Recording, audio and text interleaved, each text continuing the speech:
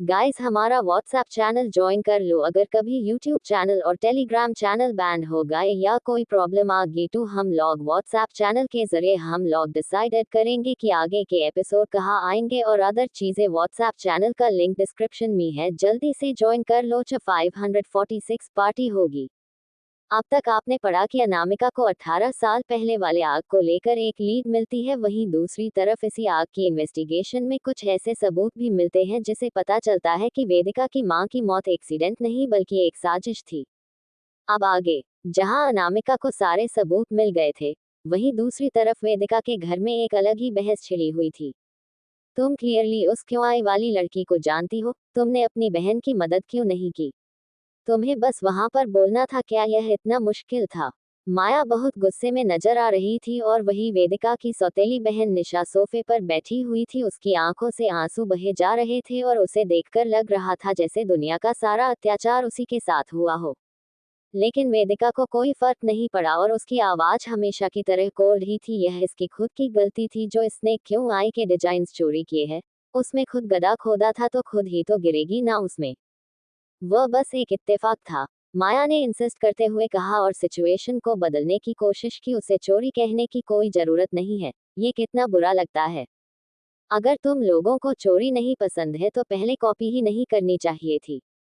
निशा जो साइड में खड़ी थी वह इन इल्जामों को सुनकर रो जा रही थी, जैसे उसने जानबूझकर क्यों आई के डिजाइन चोरी नहीं किए थे बल्कि यह बस एक इत्तेफाक था। 17 डिजाइन, वह भी 90% सिमिलरिटी वाले, और तुम इसे एक कोइंसिडेंस कहती हो। यह कोइंसिडेंस होता तो क्या वो लोग तुम्हारे ऊपर केस कर रहे हो? वेदिका को उनके साथ बहस करके अपना टाइम वेस्ट नहीं करना था, उसे वह हैंडमेड स्कार्फ तैयार करने थे जो वह हॉलीडेज में अपनी आंटी को देने वाली थी। मगर जैसे ही वह ऊपर जाने की कोशिश करने लगी, उसकी सौतेली माँ माया ने फिर से उसका रास्ता रोक लिया। क्या आप कुछ नहीं बोलेंगे? अगर निशा ने कुछ सेकंड के लिए अपना इंस्पिरेशन खो दिया था और गलती से क्यों आई के कुछ डिजाइन्स को इंस्पिरेशन मानकर उन्हें अपने डिजाइन्स में शामिल कर लिया जिसे ये लोग चोरी कह रहे हैं, क्या इसके सेटलमेंट के लिए 30 लाख की पेनल्टी कुछ ज्यादा ही बड़ा अमाउंट नहीं है? वह लोग ये भी चाहते हैं कि हम पब्लिकली सोशल मीडिया पर माफी मांगी, क्या ये हमारे परिवार की इंसल्ट नहीं हुई? क्या इससे हमारा प्राइड खत्म नहीं हो जाएगा? इतना कहने के बाद माया ने गुस्से में वेदिका को देखते हुए कहा। उसकी आवाज में फ्रस्ट्रेशन साफ नजर आ रही थी। अगर यह वहां पर कुछ बोल देती तो इसकी इन्फ्लुएंस दोस्त इस मामले को वही साइड में छोड़ देते। कोई पैसा नहीं लगता, कोई पब्लिक एम्बारासमेंट नहीं होती, मगर इसने कोई मदद नहीं की। किस तरह की बेटी है ये जो अपने पेरेंट्स को पब्लिकली बेइज्जत होते हुए देखना चाहती है? वेदिका ने उसकी तरफ कोल्डली देखते हुए कहा, तुम्हारे असली रंग बाहर आ रहे हैं और वह अच्छे नहीं है, तो इसमें मेरी क्या गलती है? तुम्हारे अंदर शर्म नहीं है मगर मेरे अंदर है। सुनिए तो इसकी बात को, देखिए तो यह मुझसे कैसे बात कर रही है। मैं इससे बड़ी हूँ और यह मुझे बिल्कुल रिस्पेक्ट से बात नहीं कर रही हूँ। मैं शर्त लगा सकती हूँ कि यह उनके साथ मिली हुई है और हमसे पैसे निकलवाना चाहती है और उन पैसों में इसका भी हिस्सा होगा, वरना क्यों ये छोटा सा फेवर नहीं करती हमें? माया बहुत ही खतरनाक नजरों से वेदिका को घूर रही थी। उसका गुस्सा और नफरत बिल्कुल नहीं छुप रही थी और वह इस वक्त वेदिका की जान ले लेना चाहती थी। वेदिका के डैड राम शंकर को ऐसा लग रहा था जैसे वह एक तरफ कुआं और दूसरी तरफ खाई के बीच में फंस गया है, और उसने अपनी बीवी को शांत करने की कोशिश करते हुए कहा, पिछली बार मॉल में तुम निशा के साथ मिलकर कुछ ज्यादा ही आगे बढ़ गई थी। ये कहते हुए कि वेदिका की मॉम को मरे हुए कई साल हो गए हैं और वह मरे हुए इंसान के लिए फूलों पर पैसे वेस्ट कर रही है। ये बर्बादी है और यहाँ तक कि उसके फूल भी बर्बाद कर दिया। ऑफ कोर्स वह गुस्सा होगी, मैंने सर्विलेंस वीडियो देखी थी, तुम और निशा आउट ऑफ द लाइन थे उस दिन। मगर इसने मेरी भी इंसल्ट की थी। इसने कहा था कि इसका 2 माँ है, एक इसकी वह माँ जिसने से जन्म दिया है, दूसरी वह माँ जिसने से पाला है। इसने कहा कि मुझे क्या लगता है मैं कौन सी हूँ, और उसने ये भी कहा कि मेरे पास कोई हक नहीं है इसे लेक्चर देने का। माया इतना कहते कहते रुक गई और उसकी उदासी नजर आ रही थी। तुम्हारी पोजीशन के हिसाब से सचमुच तुमसे कुछ नहीं बोल सकती। क्या कह रहे हैं आप? मेरी आपसे शादी हुई है और आप इसके डैड है, इसलिए नेचुरली मैं इसकी माँ हुई, इसमें गलत क्या हो सकता है? ओह, तो तुम मेरी माँ हो। लेकिन मेरी दोनों माँ तो इस दुनिया से जा चुकी है, क्या तुम चाहती हो कि मैं तुम्हारा भी अंतिम संस्कार कर दूं? ये बात है। वेदिका की बात सुनकर माया गुस्से में और भी पागल होने लगी। सुनिए क्या कह रही है ये। अगर उसके हस्बैंड यहाँ नहीं होते तो वह इस लड़की का मुंह नोच लेती। डैड, मैंने बहुत मेहनत की अपने बिजनेस को खड़ा करने के लिए और कभी 3 करोड़ रुपए कमाए ही नहीं। अब मुझे उन्हें कंपनसेशन देना होगा अपने सालों की कमाई का। बल्कि वह लोग मुझसे पब्लिकली माफी भी मंगवाना चाहते हैं। इन सब से ना सिर्फ मेरी की रेपुटेशन खराब होगी, मगर लोगों को पता है कि मैं आपकी बेटी हूं, तो उनकी आंखों में आपकी भी रेपुटेशन खराब हो जाएगी, और उसके बाद कौन हमारी फैमिली बिजनेस का हिस्सा बनना चाहेगा। डैड, मैं बस आपके बारे में और अपनी फैमिली के बारे में सोच रही हूँ। देखो अपनी बेटियों को, एक तुम्हारे भलाई सोच रही है और दूसरी तुम्हें आग में डाल रही है। जो डैड को आग में डाल रही है वह तुम हो। अगर तुमने डिजाइन्स की चोरी नहीं की होती तो कंपनसेशन और माफी की कोई जरूरत ही नहीं थी, और ना ही इस मेलोड्रामेटिक डिस्प्ले की। मेरा हो गया है और तुम लोग अपनी परफॉर्मेंस जारी रखो, मैं यहाँ से जा रही हूँ। इतना कहकर वेदिका मुड़ी और ऊपर की तरफ जाने लगी। वह उनसे और नहीं उलझना चाहती थी। देखो आपने राम, इसके मन में फैमिली के लिए कोई इज्जत है ही नहीं। वह बाहर बड़ी हुई है और बाहर वाली दुनिया के साथ पल्ली बड़े होने की वजह से हार्टलेस है। माया बहुत ही गुस्से में थी और उसने कसम खा ली थी कि जब अगली बार उसके हस्बैंड घर पर नहीं होंगे तो बंद दरवाजे के पीछे वह इस लड़की को एक अच्छा सिखाएगा। जब वेदिका ऊपर सीढ़ियों के चली गई तो उसे अनामिका की तरफ से एक कॉल आया, जिसने सालों पहले हुए कार एक्सीडेंट का सच उसे बताया, जो वेदिका के ऊपर बम की तरह गिरा, और उसके चेहरे पर हैरानी, शौक, दुख, बहुत सारे इमोशन एक के बाद एक दिखाई दे रहे थे। एक बार कॉल कट हो गया तो वेदिका ने उन सबूत को चेक किया जो अनामिका ने उसे भेजे थे। हर एक मैसेज, हर एक डॉक्यूमेंट्स को देखने के बाद उसके दिल की आग और उसका गुस्सा बढ़ता ही जा रहा था। थोड़ी देर बाद उसने अपने भाई दीपक को कॉल किया और उसे घर आने के लिए कहा। उसने अपना लैपटॉप सामने रख लिया और उसकी उंगलियां कीबोर्ड पर चल रही थी, और फाइनली उसने लिविंग रूम के सीसीटीवी कैमरे को हैक कर लिया। इस मूवमेंट पर माया अभी भी आग में घी डालने का काम कर रही थी, उसकी बुराई कर रही थी, और वही निशा उसके बगल में बैठकर अपनी आंसू की नदियां बह जा रही थी, जिसकी वजह से उसके डैड राम शंकर फ्रस्ट्रेटेड और तंग आ चुके थे।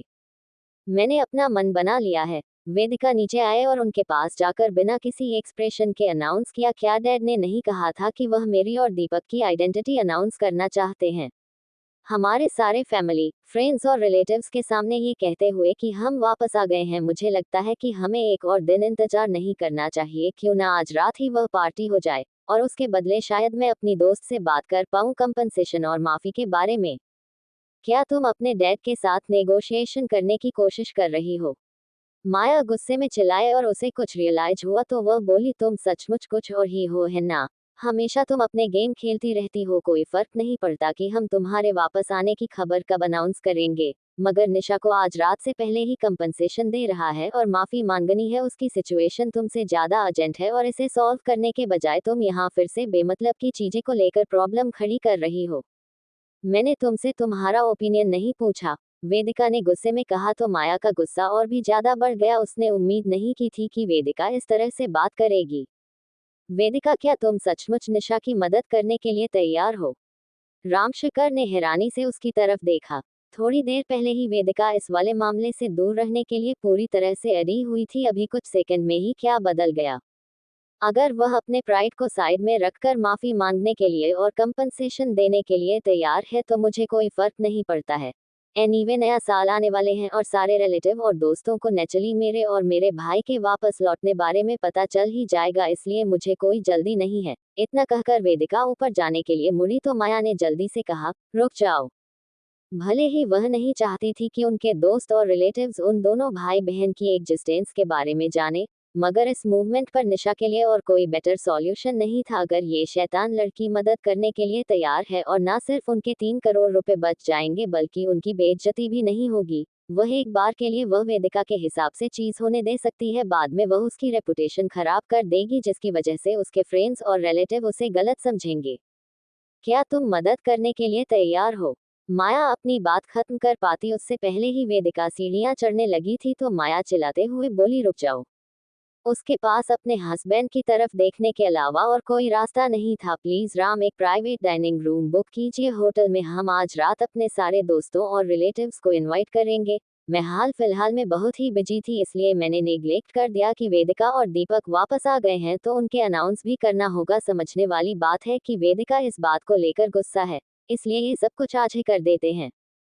वह सही कह रही है, वक्त नहीं है प्रेजेंट करने का। और दीपक कहाँ है? रामशंकर को नहीं पता था कि उनका बेटा कहाँ गया है और वह शाम को वापस आएगा या फिर नहीं आएगा। अगर वह उन दोनों बच्चों के वापस आने की खबर अनाउंस करना चाहते हैं तो दीपक का वहां होना जरूरी है। वह जल्दी ही वापस आ जाएगा। वेदिका ने अश्योरेंस दिलवाया तो माया को और भी ज्यादा गुस्सा आने लगा और वह कन्विंस हो गई कि ये दोनों भाई बहन एक साथ मिलकर कोई साजिश रच रहे हैं। उसने अपने डैड से अनाउंसमेंट वाली बात की भी नहीं थी और ना ही वह माने तो उससे पहले ही उसका भाई ऑलरेडी यहाँ पर आ रहा है। तो फिर आज रात हम सेलिब्रेट करेंगे तुम्हारे और तुम्हारे भाई की सैफली हमारे पास वापस आ जाने वाली बात को लेकर, रामशंकर ने खुश होकर कहा और अपने दोस्तों और रिलेटिव्स को फोन करना शुरू कर दिया। मेक श्योर कीजिएगा कि मेरा दूसरा भाई भी घर आ जाए। वेदिका ने कोल्डली माया को देखते हुए कहा, कोई भी मिसिंग नहीं होना चाहिए।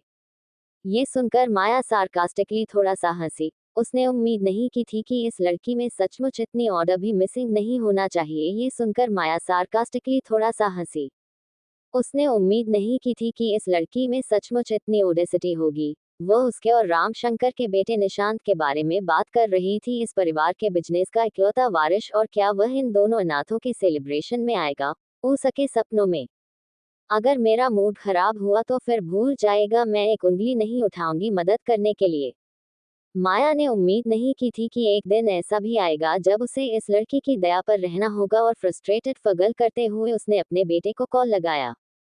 निशांत को बचपन से ही बहुत ज्यादा बिगड़ गया था। वह एक क्लासिक अमीर बिगड़ा हुआ नवाबजादा जो लग्जरियस लाइफ जीता था, पैसे बर्बाद करता था जैसे ये दुनिया की सबसे नॉर्मल बात हो, और इस मूवमेंट पर वह एक कार्ड गेम के बीच में था। मैं जीत गया, मैं फिर से जीत गया। उसने अपने कार्ड से टेबल पर खुश होते हुए रखे तो बाकी सारे लोग उसे देखकर बोलते लगे, निशांत तुम्हारा लक आज बहुत ही ज्यादा काम कर रहा है। अगर तुम इसी तरह करते रहे तो हम तो बर्बाद हो जाएंगे। सीरियसली हमें ब्रेक दे दो।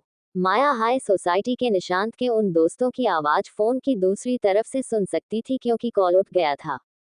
अगर तुम नहीं चाहते कि 3 करोड़ रुपए तुम्हारे प्रॉपर्टी में से तुम्हारे डैड दे दे तो अभी के अभी घर आओ। माया ने तुरंत वही बात कही जिसके लिए मना ही नहीं कर सकता था।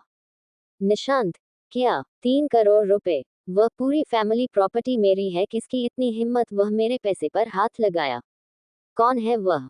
यह एक लंबी कहानी है, मगर अगर तुम ये लेविस लाइफ जीना चाहते हो और पैसे चाहते हो तो तुम्हें घर आना होगा और जितना जल्दी हो सके उतना बेहतर, वरना ना सिर्फ 3 करोड़ दाव पर लगे हैं, पूरा परिवार का बिजनेस भी कीचड़ में चला जाएगा और फ्यूचर बिजनेस भी खराब हो जाएगा।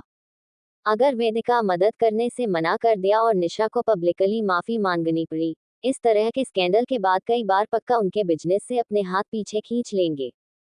निशांत ने मन ही मन उस इंसान को बहुत सारी गलियां दी मगर आखिर में उसके पास वापस जाने के अलावा और कोई रास्ता नहीं था। आगे कहानी में क्या होगा जानने के लिए पढ़ते रहिए और कमेंट और लाइक जरूर कीजिए। गाइस, हमारा व्हाट्सएप चैनल ज्वाइन कर लो। अगर कभी यूट्यूब चैनल और टेलीग्राम चैनल बैन हो गए या कोई प्रॉब्लम आ गई तो हम लोग व्हाट्सएप चैनल के जरिए हम लोग डिसाइड करेंगे कि आगे के एपिसोड कहाँ आएंगे और अदर चीजें। व्हाट्सएप चैनल का लिंक डिस्क्रिप्शन में है, जल्दी से ज्वाइन कर लो।